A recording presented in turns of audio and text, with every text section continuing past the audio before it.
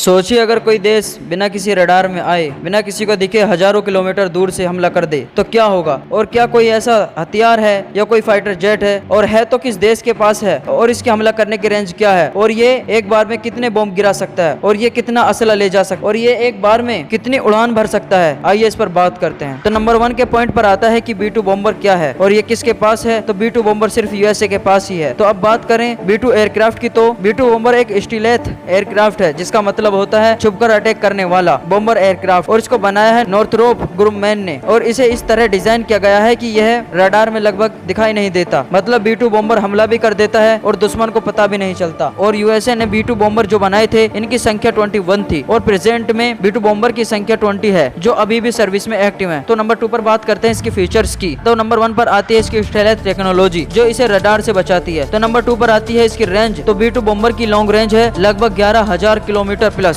से भी ज्यादा, जिसे ये बिना रुके उड़ सकता है। तो नंबर 3 पर आता है इसका लोड, कि कितना लोड ले जा सकता है। तो ये काफी हैवी बॉम्ब लोड ले जा सकता है, करीब 18,000 kg तक बॉम्ब लोड ले जा सकता है, और ये परमाणु बम भी गिरा सकता है। इसके अंदर ये न्यूक्लियर कैपेबिलिटी है। तो नंबर 4 पर आता है इसका डिजाइन। इसका शेप बनावट ऐसी है कि जो इसके फ्लाइंग विंग्स हैं, इनके डिजाइन की वजह से रडार इसको डिटेक्ट नहीं कर पाती। तो नंबर 3 के पॉइंट पर आता है स्पीड और परफॉर्मेंस। तो नंबर 1 पर है इसकी तेज रफ्तार स्पीड। तो B2 बॉम्बर लगभग 900 किलोमीटर प्रति हॉर्स की स्पीड से उड़ सकता है, जिसको सबसोनिक बोलते हैं। तो नंबर 2 पर आता है इसका क्रू, मतलब इसमें सिर्फ 2 लोग बैठ सकते हैं, एक पायलट तो दूसरा को पायलट। तो नंबर 3 पर आता है कि ये एक साथ कितने घंटे तक उड़ सकता है। तो ये B2 बॉम्बर एक बार में लगभग 40 घंटे तक उड़ान भर सकता है, जो एक एयरक्राफ्ट का काफी लंबा टाइम होता है। तो नंबर 4 का पॉइंट आता है कि ये कौन कौन से हथियार ले जा सकता है। तो नंबर 1 पर आता है JDM, जिनको स्मार्ट बॉम्ब्स बोलते हैं, इनको भी ले जा सकता है। तो नंबर 2 पर आता है कि ये B61 और B83 जैसे न्यूक्लियर बॉम्ब्स भी ले जा सकता है। तो नंबर 3 पर आता है क्रूज मिसाइल ले जा सकता है, और इसका मतलब होता है कि ये B2 बॉम्बर छोटे टारगेट से लेकर पूरे शहर तक को डिस्ट्रॉय कर सकता है। तो नंबर 5 का पॉइंट है कि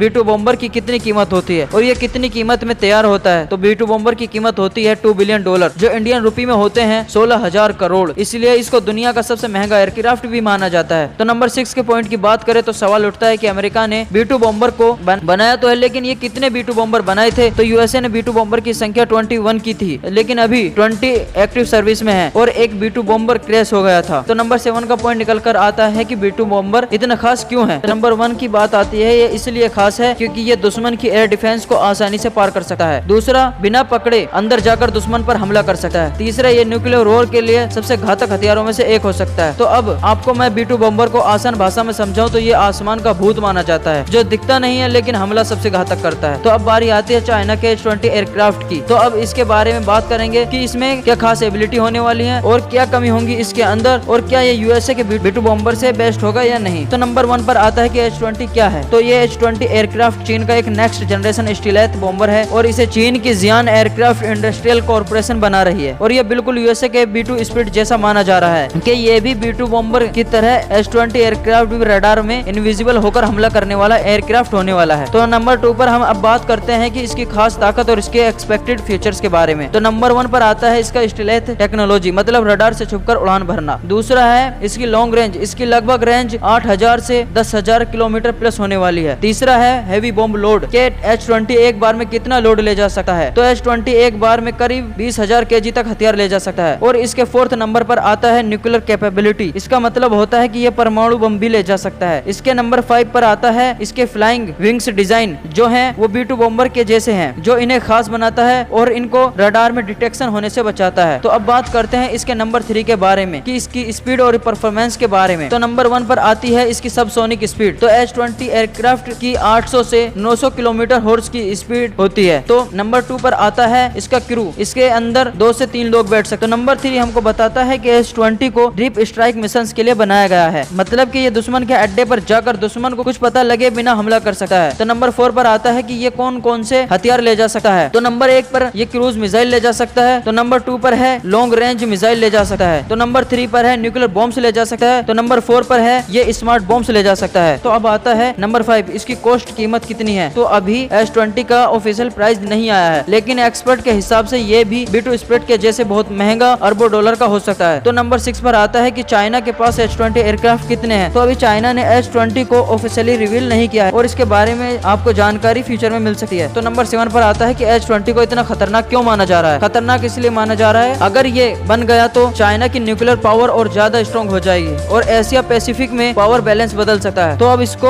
आसान शब्दों में समझते हैं कि S-20 एयरक्राफ्ट चाइना का फीचर इनविजिबल बॉम्बर होने वाला है, जो आने वाले समय में बहुत डेंजरस साबित हो सकता है। तो आपको हमारी वीडियो कैसी लगी और ऐसे इंटरेस्टिंग वीडियोस देखने के लिए हमारे चैनल को सब्सक्राइब कर लो। मिलते हैं किसी एक और वीडियो के साथ, तब तक के लिए बाय बाय।